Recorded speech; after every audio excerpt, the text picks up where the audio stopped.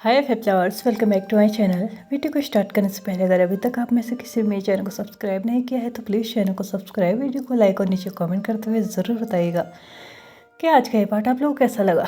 तो चलिए painful love के नेक्स्ट पार्ट को स्टार्ट करते हैं। लास्ट पार्ट में हमने देखा था कि विंग और युआन के बीच में एक इमोशनल मोमेंट चल रहा था, जहाँ पर युआन बता रहा था कि आज उसने अपने पिता को देखा है और इस बात को सुन के विंग बहुत ज़्यादा डर चुका होता है, क्योंकि ऑफ कोर्स कल्टिवेशन वर्ड ने उसके साथ जो कुछ भी किया है और उसके बाद अगर कभी by any chance cultivation word को विंग पे हमला भी करना होना तो सबसे पहला मोहरा उसके बेटे को ही बनाएंगे। इसलिए विंग ने ज़्यादातर लोगों से उसकी ये आइडेंटिटी कि युआन उसी का बेटा है ये छुपा के रखी थी। इवन सिर्फ ब्यूरियल माउंट पे जितने लोग रहते थे ना वही लोग जानते थे, और उन लोगों को भी कोई इजाज़त नहीं थी कि ब्यूरियल माउंट से जब वो नीचे आए, आई मीन हीलिंग एरिया में आए ना, वहाँ पे जाके ये बोले कि युआन विंग का बेटा है।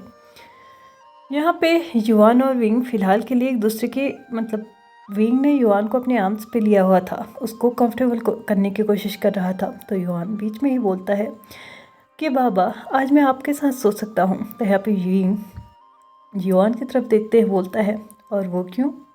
मैंने तुम्हारे रूम में तुम्हारे लिए इतना अच्छा मैट्रेस लगाया है जिसमें सो के तुम्हें बहुत अच्छी नींद आ सकती है। तुम्हें पता है ना मैं यहाँ पे स्टोन बेड पे सोता हूँ, मतलब पत्थर के बेड पे सोता हूँ, तो तुम्हें क्या यहाँ पे नींद आ पाएगी? तो यहाँ पे युआन आंसर करता है, अगर मेरे बाबा को आ सकती है तो मुझे भी आ सकती है, और वैसे भी बचपन में मैं इसी बेड में सोया हूँ। बट बात ये नहीं है कि मुझे बेड में नींद आएगी या नहीं, मुझे बस आपके साथ रहना है। प्लीज़ बाबा, क्या आज के लिए मैं आपके साथ रुक सकता हूँ? तो यहाँ पे विंग युआन को टाइटली हक करते हुए बोलता है, ऑफ कोर्स तुम्हारा जब मन चाहे तुम तब मेरे साथ रुक सकते हो।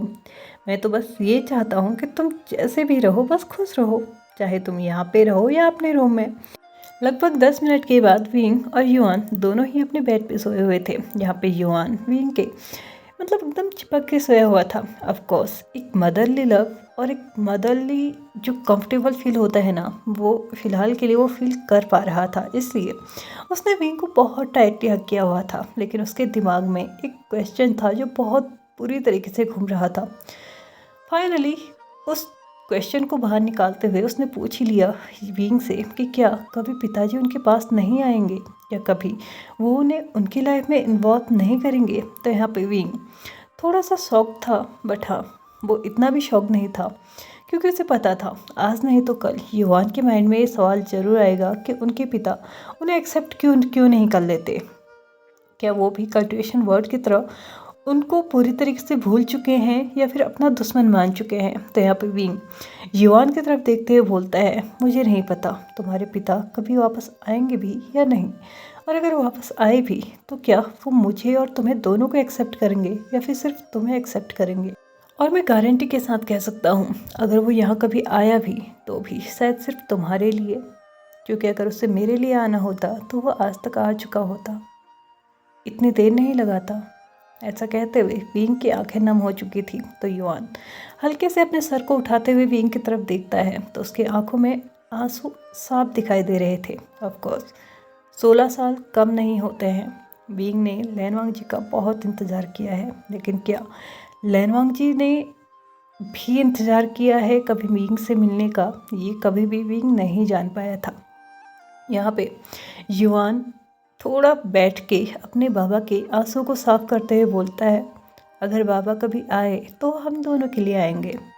वैसे भी आपको पता है उन्हें देख के मुझे लगता नहीं है कि वो इतने खड़ूस होंगे जिस तरीके से आपने बाकी लोगों के बारे में मुझे बताया है। मुझे पता है अगर पिताजी यहाँ पे आए तो हम दोनों के लिए आएंगे, लेकिन अगर वो कभी यहाँ पे आए और सिर्फ मुझे अपने साथ लेके जाने की बात कहेंगे तो ऑफ कोर्स मैं नहीं जाऊँगा, क्योंकि आप मेरे लिए सबसे पहले आते हैं। मुझे कोई फ़र्क नहीं पड़ता कि मुझे आज़ादी मिले हर एक चीज़ करने की, चाहे वो कुछ भी चीज़ क्यों ना हो, दुनिया की सारी सुख सुविधाएं मुझे मिल जाएं, लेकिन फिर भी मैं आपको नहीं छोड़ सकता। और अगर पिताजी कभी सिर्फ इसी चीज़ के लिए यहाँ पे आए तो मैं उनके साथ कभी नहीं जाऊँगा, मैं आपको कभी नहीं छोड़ूंगा। ऐसा कहते हुए वो फिर से विंग के सीने से लिपट जाता है, और विंग भी अपने बेटे को बहुत सिक्योरली और बहुत लविंगली अपने आर्म्स में ले चुका होता है और यहाँ पे उन दोनों की एक स्वीट सी नाइट स्टार्ट हो जाती है, जहाँ पे एंड नेक्स्ट डे ही होने वाला था। लेकिन दूसरी तरफ लैंडसेट में लैनवांग जी का एक रूटीन बन चुका था। वो यहाँ पे पिछले 16 सालों से मानो उसका जैसे रूटीन बन चुका था कि उसने एक रूल तो अपने सेक्ट का तोड़ना ही है। 9 बजे के बाद 9 बजे जो उसका सोने का रूल था ना, वो अब 16 सालों से अभी तक कभी भी वो फॉलो नहीं कर पाया था। जब से उसे होश आया था वो तब से लेके आज तक सिर्फ 9 बजे के बाद या रात के टाइम पे अपने जिंगसी की खिड़की के पास आके उसने बस आसमान को निहारा है। लेकिन सिर्फ आसमान को ही नहीं, कभी कभार उसकी नज़र कहीं और भी रहती थी। उसके हाथ में एक पेपर पे जिस पे विंग ने उसी का चित्र बनाया था। वो तब बनाया था जब विंग यहाँ पे क्लासेस लेने के आया था, तब जब विंग यहाँ पे पढ़ने के लिए आया था और उसे सज़ा मिली थी। तो उस वक्त विंग ने लैनवांग जी को देख देख के उसका एक चित्र बनाया था, जो कि उसने लैनवांग जी को ही दिया था। और लैनवांग जी ने पता नहीं क्यों उसे काफ़ी संभाल के रखा था। लेकिन तब विंग के लिए उसे कोई भी फीलिंग्स नहीं थी। लेकिन तब भी उसने उसका वो बनाया हुआ पेपर पेपर में बनाया हुआ उसका चित्र उसने अभी तक संभाल के रखा था। लेकिन अब वांग जी को विंग से रिलेटेड हर एक चीज़ हमेशा याद आती थी। उसने आज भी उसी पेपर को अपने हाथ में पकड़ा था और आज भी रोज़ की ही तरह वो बस उससे बात ही किए जा रहा था। लेकिन आज वो उससे कुछ अलग बातें कर रहा था, जहाँ पे ऐसा लग रहा था कि वो विंग को एक होप दे रहा हो। लैनवांग जी उस पेपर को देखते हुए बोलता है, बस कुछ दिनों का और इंतज़ार विंग, फिर मुझे इस तरीके से तुमसे बात करने की कोई ज़रूरत नहीं पड़ेगी, क्योंकि तुम मेरे सामने होगे और मैं तुमसे फेस टू फेस बात करूँगा। मुझे पता है शायद तुम अब मेरा इंतज़ार करना भी छोड़ चुके होगे, या फिर तुम्हें ये उम्मीद ही नहीं होगी कि मैं अब आऊँगा भी। लेकिन ऐसा कैसे हो सकता है? मैंने भी इस टाइम के लिए बहुत इंतज़ार किया है। मैं कभी ये नहीं चाहता था कि कोई मुझसे ये कहे कि हांग वनजुन ने अपनी जिम्मेदारियाँ नहीं निभाई, और मैं आगे भी ये नहीं चाहता कि कोई मुझसे ये कहे कि हांग वनजुन ने अपने हस्बैंड होने की जिम्मेदारियाँ भी नहीं निभाई। मैं इस सेक्ट का लीडर था, इस कल्टीवेशन वर्ड का एक कल्टीवेटर था, इसलिए मुझे इतना टाइम लगा भी। उम्मीद करता हूँ तुम मुझे समझोगे। बस कुछ दिन और फिर सब कुछ ठीक हो जाएगा। तुम्हारा लैनवांग जी सब कुछ ठीक करेगा और परमानेंटली सिर्फ तुम्हारे पास आके रहेगा। उम्मीद है जब भी मैं तुम्हारे पास आऊँगा तुम मुझे एक्सेप्ट करोगे, मुझे समझने की कोशिश करोगे। ऐसे तुम नहीं भी करते हो तो भी मैं तुम्हें समझ सकता हूँ, क्योंकि इतने सालों का इंतज़ार कोई नहीं करता।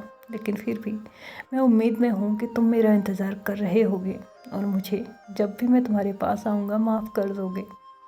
नहीं भी कर पाए तो कोई बात नहीं, मैं अपनी पूरी कोशिश करूँगा, क्योंकि उसके बाद जो भी टाइम होगा वो तुम्हारा और मेरा होगा, कोई तीसरा उसमें इन्वॉल्व नहीं होगा। और मैं पूरी कोशिश करूँगा कि उसके बाद मैं सिर्फ तुम्हें मनाऊँ, किसी और की जिम्मेदारी मैं उसके बाद नहीं लूँगा।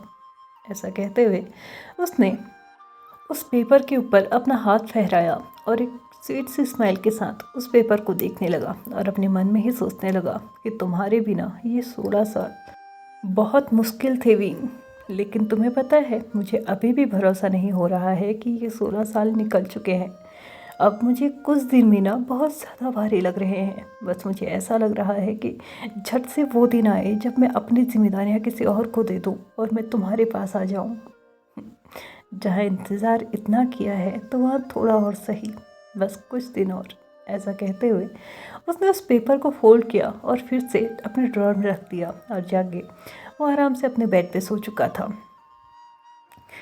ऐसे ही 2-3 दिन निकल चुके थे और फाइनली लैन जिंगे जो था ना, वो 18 साल कंप्लीट कर चुका था। वो 19वें साल में पहुंच चुका था, यानी कि 19वें साल की स्टार्टिंग हो चुकी थी। और बस इसी दिन का इंतज़ार लैनवांग जी कर रहा था, तब से जब से लैन जिरेन ने उसको अपना मतलब ग्रैंडसन के तौर पे सारे सेक्ट पे इंट्रोड्यूस करवाया था। तो तब से ही लैनवांग जी उसके 18 साल होने की मतलब इंतज़ार में था और फाइनली उसका ये इंतज़ार ख़त्म हो चुका था। लैन जिंगे के बर्थडे का सेलिब्रेशन चल ही रहा था और दूसरी तरफ लैन वांगजी अपने अंकल से एक कमरे के अंदर बात कर रहा था। वहाँ पे सिर्फ उसके अंकल ही नहीं थे, यानी कि उसके ब्रदर भी थे। और यहाँ पे लैन वांगजी उन दोनों से ही बात करता है कि अब हमें लैन जिंगे को उसकी जिम्मेदारी दे देनी चाहिए।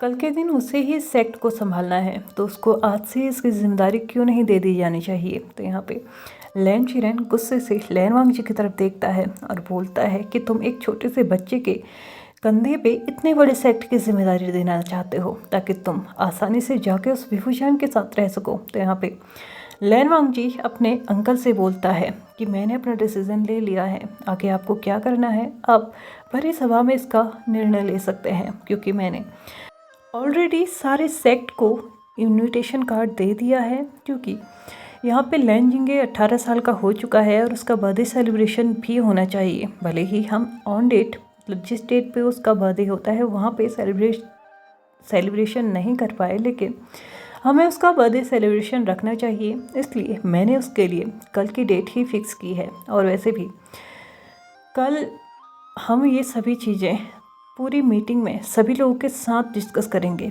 आप लोगों को क्या डिसीज़न लेना है ये आप लोग सोच लीजिए, लेकिन एज ए क्लैन लीडर मैं ये डिसीज़न ले चुका हूँ कि मैं इस ओहदे को छोड़ दूँगा। उसके बाद आपको इसे लैन जिंगे को देना है या फिर अपने ओल्ड क्लैन लीडर को, ये आप डिसाइड कर लीजिएगा। ऐसा कहते हुए लैन वांगजी बिना वक्त गवाए वहाँ से जा चुका था और लैन सिचेन और लैन चिरेन दोनों ही बस लैन वांगजी को देखे रह चुके थे। यहाँ पे लैन वांगजी ने ऑलमोस्ट सारी तैयारियां कर ली थी। लैन जिंगे का 18वां जन्मदिन 18 कंप्लीट होके 19वां जन्मदिन था और यहाँ पे इसी मौके पे उसने सारे क्लैंस को भी बुलाया हुआ था और इसी मौके पे उसने ये अनाउंस करने का भी सोचा था कि अब वो अपने क्लैन लीडर के इस ओहदे को छोड़ रहा है और इसकी जिम्मेदारी वो लैन जिंगे को दे रहा है। क्योंकि जब से लैन जिंगे को इस सेक्ट में लाया गया था उस वक्त वो सिर्फ 3 साल का था और उसे इस सेक्ट में 15 साल हो चुके हैं और तब से ही उसे एक ऐसे तरीके से ट्रीट किया जा रहा है, ऐसे ट्रेंड किया जा रहा है जैसे कि उसको आने वाले टाइम पे ना क्लैन लीडर बनना ही है। इसलिए फाइनली वो टाइम अब लैन वांगजी को लग रहा है कि आ चुका है। यहाँ पे नेक्स्ट डे ऑलमोस्ट सारा का सारा दरबार भरा हुआ था। सारे के सारे बड़े और छोटे सेक्ट के लीडर्स वहाँ पे थे। 4 प्रमुख कबीले लैन सेक्ट, जियांग सेक्ट, जिन सेक्ट और निये सेक्ट, इन चारों के ही जो मेंबर्स क्लैन लीडर्स थे और मेन जो मेंबर्स थे ना वो यहाँ पे मुख्य रूप से उपस्थित थे। फाइनली लैन जिंगे को बधाइयाँ मिल चुकी थी उसके 19वें जन्मदिन पे और सभी लोग ये उम्मीद भी कर रहे थे कि बहुत जल्दी ही वो भी बिल्कुल लैन वांगजी और लैन सिचेन की तरह ही अपनी जिम्मेदारियों को संभालेगा। लेकिन उन्हें ये नहीं पता था कि आज एक्चुअल में टाइम आ चुका है जब लैन जिंगे को उसकी जिम्मेदारियाँ देनी होंगी। लैन वांगजी अब और टाइम ना गवाते हुए यहाँ पे फाइनली अपने सीट से उठता है। सबसे पहले अपने एल्डर्स को वो डाउन करते हुए सैल्यूट करता है, प्रणाम करता है और उसके बाद सभी को यहाँ पे आने के लिए धन्यवाद बोलता है। और उसके बाद बिना बात को घुमाए फिराए वो डायरेक्ट पॉइंट पे आते हुए बोलता है, मुझे पता है आप सभी लोग यहाँ पे लैन जिंगे के जन्मदिन के अवसर पर आए हैं, लेकिन यहाँ पे लैन जिंगे का जो जन्मदिन है वो कल ही हो चुका है। बट उसके अलावा भी एक मुख्य कारण है जिसकी वजह से आप लोगों को यहाँ पे बुलाया गया है और मुख्य कारण यही है कि मैं अपने क्लैन लीडर के इस ओहदे को छोड़ के अब इसमें लैन जिंगे को बिठाना चाहता हूँ। मैं चाहता हूँ कि लैन जिंगे आज अपने उस काम को, उस रिस्पॉन्सिबिलिटी को अपने कंधों पे ले ले जो कि आने वाले टाइम पे उसकी होने वाली है। सभी लोग बहुत ज़्यादा शॉक थे। उन्हें नहीं समझ में आ रहा था कि अचानक ऐसा डिसीजन क्यों लिया गया। हाँ, सभी लोग जानते थे कि एज ए हायर के रूप में यहाँ पे लैन जिंगे को ही पहले से ही अनाउंस कर दिया गया है, लेकिन एक नया क्लैन लीडर चूज़ करना उसके लिए सिर्फ 2 ही कारण होते हैं। सबसे पहले या फिर पुराना क्लैन लीडर अपनी जिम्मेदारियों को निभाने में असमर्थ हो या फिर दूसरा उसकी मृत्यु हो चुकी हो। बट यहाँ पे तो ऐसा कुछ भी नहीं है। लैन वांगजी अपनी जिम्मेदारी को बहुत अच्छे से निभा रहा है। इन बीते सालों में उसने क्लैन के लिए, कल्टिवेशन वर्ड के लिए जितना कुछ किया है शायद और कल्टिवेटर ना कर पाए, इसीलिए सभी लोग बहुत ज़्यादा शौक थे। दूसरा, मृत्यु जो है वो लैन वांगजी के आसपास अभी तो बहुत सारे सालों तक भटकने वाली भी नहीं है, तो आखिरकार ये डिसीजन क्यों।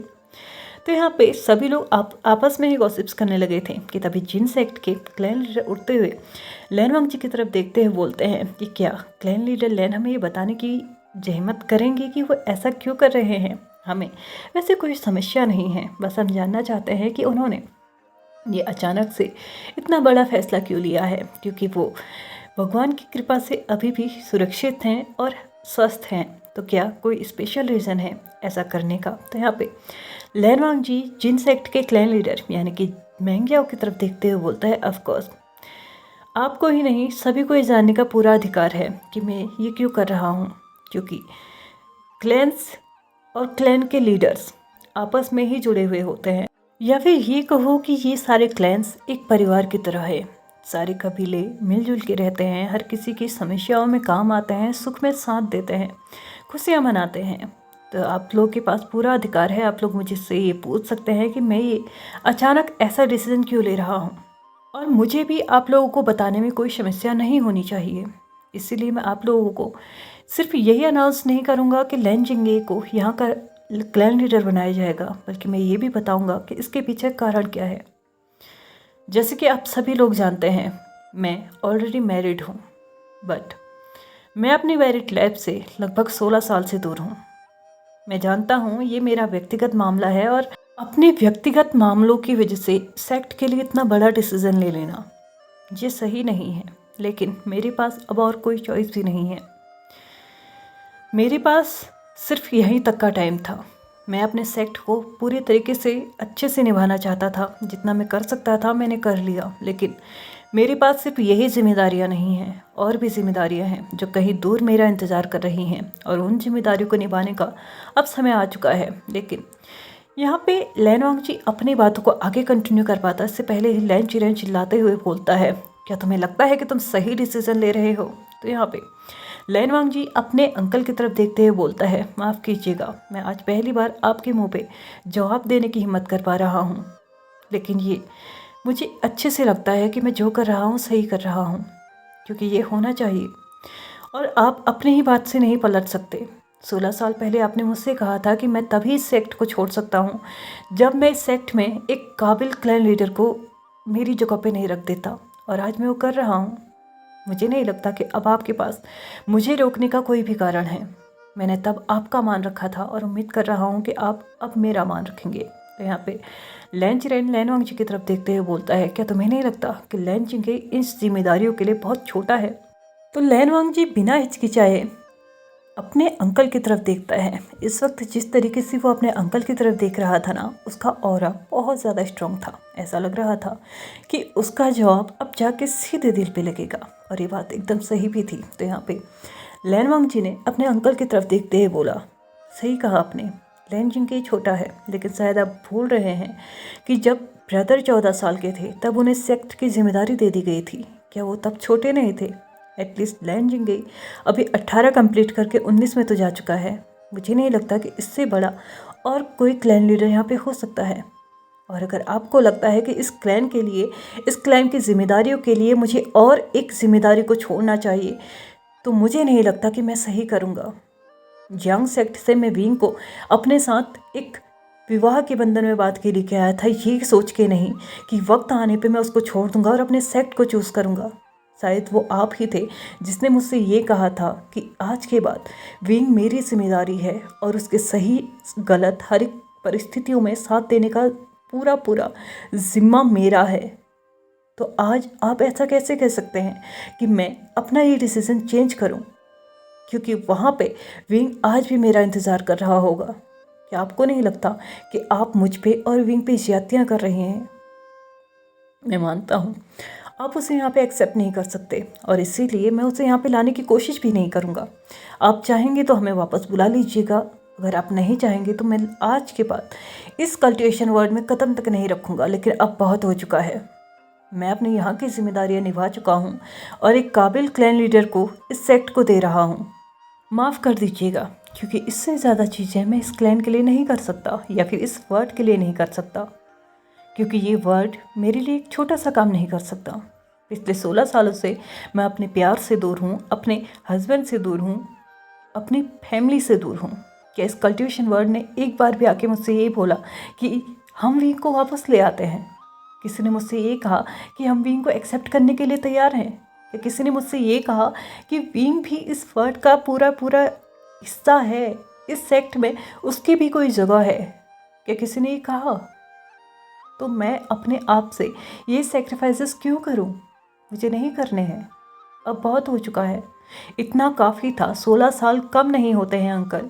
अगर किसी को मेरे इस फैसले से कोई भी दिक्कत है तो मैं उनसे पूछता हूँ, क्या वो अपने पार्टनर के बिना 16 साल रह सकते हैं? चलो 16 साल नहीं, सिर्फ 1 साल रह के दिखा दीजिए, उससे दूर, बिना उससे बात किए, बिना उससे मिले, बिना उसका हाल चाल जाने, बिना ये जाने कि वो किस परिस्थितियों में है। क्या आप लोग कर सकते हैं? उसने सभी क्लैन लीडर्स की तरफ, सभी एल्डर्स की तरफ, वहाँ पे उपस्थित सभी लोगों की तरफ देखते हुए क्वेश्चनिंग लुक दे के ये क्वेश्चन किया था कि क्या वो लोग ऐसा कर सकते हैं। तो यहाँ पे लैन वांग जी का ये मतलब जो आंसर था ना, सॉरी क्वेश्चन था ना, उसका आंसर सभी का एक जैसा था। सभी ने अपने सर झुका लिए थे, क्योंकि बात एकदम सही है। जब तक आपका पार्टनर जिंदा है, वो सांस ले रहा है, 16 साल तो क्या, कोई भी 16 दिन उससे दूर नहीं रह सकता, जब तक आपके पास कोई बहुत बड़ी मतलब मजबूरियाँ ना हो। लेकिन फिर भी 16 साल कोई दूर नहीं रहता, ये जानते हुए भी कि उसके और उसके पार्टनर के बीच में एक्चुअल में कोई प्रॉब्लम नहीं थी। प्रॉब्लम तो कल्ट्यूशन वर्ड और उसके पार्टनर के बीच में थी। लेकिन फिर भी लैन वांग जी ने इतना सेक्रीफाइस किया है, तो वो अब और क्यों करे।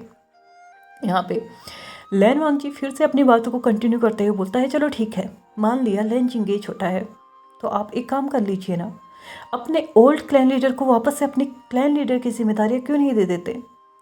यहाँ पे लैन सिचेन वांग जी की तरफ देखते हुए सिर्फ एक वर्ड बोल ही पाया था, वांग जी। तो यहाँ पे लैन वांग जी अपने ब्रदर की तरफ देखते हुए बोलती है, बोलिए ना ब्रदर, आप चुप क्यों हो गए?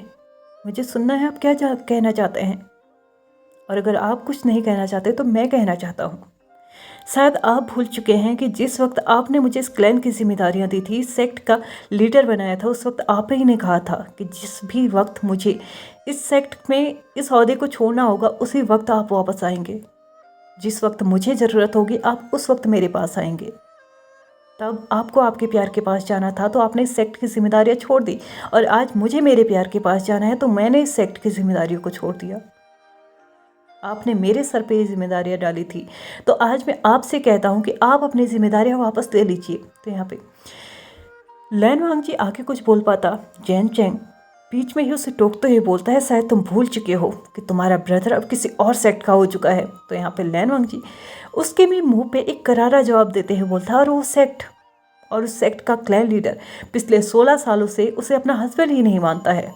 मैं जानना चाहूँगा क्लैन लीडर जियांग कि आपने पिछले 16 सालों में कितनी बार मेरे ब्रदर को गले लगाया है, कितनी बार उससे प्यार से बात की है, कितनी बार अपने दिल का दर्द बयां किया है, या कितनी बार उसके दिल का दर्द जानने की कोशिश की है। क्या आपने ऐसा किया है? अगर नहीं किया है तो मैं एक ही बात बोलना चाहूँगा कि इस टॉक्सिक रिलेशनशिप को यहीं पे ख़त्म कर देना चाहिए। रोज़ रोज़ घुट घुट के मरने से अच्छा है कि एक बार सारा किस्सा ही ख़त्म कर दीजिए। मुझे नहीं पता आप लोग क्या करेंगे क्या नहीं करेंगे, बस मैं इतना जानता हूँ कि मैं इस क्लैन को छोड़ रहा हूँ, और अपनी जिम्मेदारियाँ जो कि कहीं दूर मेरा अभी भी इंतज़ार कर रही हैं, अब उन्हें निभाने वाला हूँ। आप लोगों को मेरा साथ देना है दीजिए, नहीं देना है कोई परवाह नहीं, क्योंकि मुझे किसी के साथ की ज़रूरत भी नहीं। जिस तरीके से आप लोगों ने विंग को छोड़ा है, उस तरीके से मैं आप लोगों को छोड़ता हूँ। मैं कल सुबह ही यहाँ से चले जाने वाला हूँ। मुझे नहीं पता उसके बाद आप किसे क्लैन लीडर चूज़ करेंगे, लैन जिंगई को या लैन सिचेन को, या फिर अंकल आप खुद ही क्लैन लीडर बन जाइए। मुझे इससे कोई मतलब नहीं है। मुझे बस इस बात से मतलब है कि मैंने अपनी जिम्मेदारियाँ निभा दी हैं, और आपने मुझसे यही कहा था कि जब तक मैं एक काबिल क्लैन लीडर इस लैन सेक्ट के लिए नहीं ले आता, या फिर एक काबिल क्लैन लीडर के हाथों में इस लैन सेक्ट को नहीं दे देता, तब तक मैं इन जिम्मेदारियों से नहीं भाग सकता। तो आज आप लोगों के पास बहुत सारे ऑप्शंस हैं, आप उसमें से किसी एक को चूज़ कर लीजिए। मुझे सच में कोई मतलब नहीं है, क्योंकि मेरे जाने का डिसीजन यहाँ पे आखिरी है। लैन सिचेन फिर से एक बार अपना वही 16 साल पुराना वाला दाव खेलने वाला था। भले ही उस वक्त विंग के ऊपर वो दाव उल्टा पड़ा था, लेकिन उसे भरोसा था कि वो अपने नेफ्यू पे ये दाव फेंकेगा ना तो वहाँ पे तो वो सही जाएगा। उसने गुस्से में उठते हुए अपने नेफ्यू की तरफ देखते हुए बोला, तुम्हें सच में इस सेक्ट को छोड़ना है, इस कल्टिवेशन वर्ड को छोड़ना है ना, तो तुम्हारे लिए भी सेम कंडीशन है। तुम भी विंग की तरह यहाँ पे वापस नहीं आ सकते। इस सेक्ट में, इस कल्टिवेशन वर्ड में तुम दोबारा कदम नहीं रख सकते। तुम्हारे यहाँ पे जितने भी रिश्ते नाते हैं तुम्हें यहाँ पे छोड़ने होंगे। तुम्हें भूलना होगा कि तुम्हारा कोई घर, कोई परिवार भी है, कोई सेक्ट भी है और कोई अलग दुनिया भी है। तुम यहाँ पे दोबारा नहीं आ पाओगे। हम लोग तुम्हें यहाँ पे दोबारा एक्सेप्ट नहीं करेंगे। क्या तुम इसके बाद भी यहाँ से जाना चाहते हो? तो यहाँ पे लैन वांग जी अपने अंकल से बोलता है, मैं पहले ही बोल चुका हूँ, मैं यहाँ की जिम्मेदारियाँ निभा चुका हूँ और अब मुझे कहीं और जाके किसी और तरीके की जिम्मेदारियाँ निभानी है। लैन चिरेन गुस्से में आके बोलता है, तुम कल नहीं, तुम आज ही जा सकते हो। तो यहाँ पे लैन वांग जी अपने नीज पे आता है, अपने अंकल को मतलब सल्यूट करता है और उसके बाद बोलता है, आप अगर ये चाहते हैं तो ये सही, बस मुझे विंग की तलवार दे दीजिए, मैं उसके बाद यहाँ से चले जाऊँगा। तो यहाँ पे लैन चिरेन उसको बोलता है, विंग की तलवार तो दूर की बात, तुम्हें खुद की तलवार भी यहाँ पे छोड़नी होगी। तो यहाँ पे लैन वांग जी अपने अंकल की तरफ देखते हुए बोलता है, ना ही आपकी मेरी तलवार पे कोई अधिकार है और ना ही विंग की तलवार पे। तो मैं चाहता हूँ कि आप विंग की तलवार को मुझे दे दें और मैं इस सेक्ट से, इस कल्टिवेशन वर्ड के से हमेशा के लिए चले जाऊँगा। लैन चिरेन ने फिर से, शायद एक बार फिर से अपने मन की तसल्ली के लिए वो कर लिया था जो इस वक्त उसका मन बोल रहा था। उसने एक सर्वेंट से कह के, जो अभी तक शस्त्रागार में मतलब विंग की तलवार रखी गई थी, उसको मंगवाया और लैन वांग जी को दे दिया। लैन वांग जी ने भी बहुत ज़्यादा प्यार से उसको ऊपर से नीचे तक टच किया और अपने आप में ही विंग का एक अलग सा टच उसे फील होने लगा था। यहाँ पे हल्की सी नमी भी उसकी आंखों में आ चुकी थी, क्योंकि उसने भी इस तलवार को तब से नहीं देखा था जब से लैन चिरेन ने इसे जब्त किया था। लैन चिरेन ने अपने नेफ्यू की तरफ देखते हुए बोला, अब किस बात के लिए रुके हो, तुम जा सकते हो। तो यहाँ पे लैन वांग जी ने अपने अंकल की तरफ देखते हुए बोला, हाँ, मैं अपने साथ वो हर एक चीज़ दे के जाऊँगा जिस पे मेरा अधिकार है, लेकिन इस वक्त मेरे पास कुछ ऐसा है जिस पे मेरा अधिकार बिल्कुल भी नहीं है, जिस पे सिर्फ लैन सेक्ट का अधिकार है। ऐसा कहते हुए उसने अपना फॉरहेड रिबन खोला और अपने अंकल को दे दिया और अपने अंकल से थोड़ा दूर जाते हुए बोला, जिस तरीके से आज मैं पूरे सम्मान के साथ ये तलवार विंग को दूंगा, एक ना एक दिन आप इसी सम्मान के साथ मुझे ये ताबीज़ वापस करेंगे और मुझे और विंग को इसी तरीके से इस सेक्ट में एक्सेप्ट करेंगे। और अगर आप नहीं कर पाए तो कोई बात नहीं, हम ताउम्र यहाँ पे नहीं आएंगे। लैन वांग जी ने अपनी और विंग दोनों की ही तलवारों को अपने हाथ में ले लिया था और यहाँ से जाने के लिए तैयार था, लेकिन वो यहाँ से जा पाता इससे पहले ही किसी और का इंटरफेरेंस यहाँ पे हो चुका था। लेकिन वो कौन था, ये हम देखेंगे अगले पार्ट में, क्योंकि आज की वीडियो बहुत ज़्यादा बड़ी बन चुकी है। तो चलिए फ्रेंड्स, आज के इस बात को हम यहीं पे ख़त्म करते हैं। वीडियो पसंद आए तो please like share subscribe and comment करते हुए जाइएगा। Thank you so much for watching my video and bye bye.